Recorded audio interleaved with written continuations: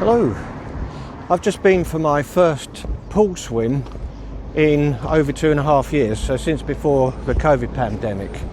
The reason I was in the pool rather than my usual sea swim is because before I went for a swim, and I couldn't have swum till this afternoon in the sea anyway, but I checked the Surfers Against Sewage website where they monitor the pollution that's pumped into the sea, the sewage, and it's showing red crosses around the coast where I am.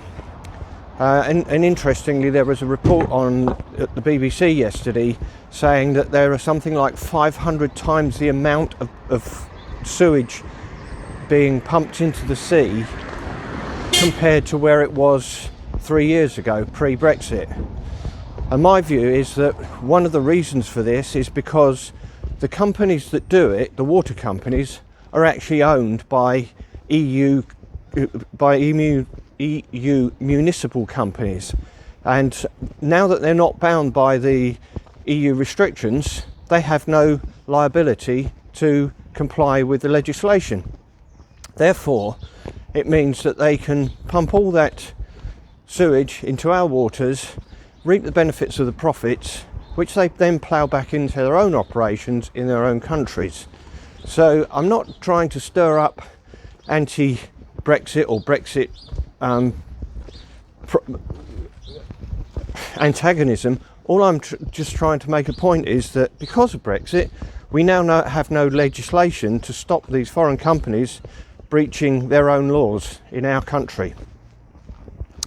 So that's why I went for a swim in the pool.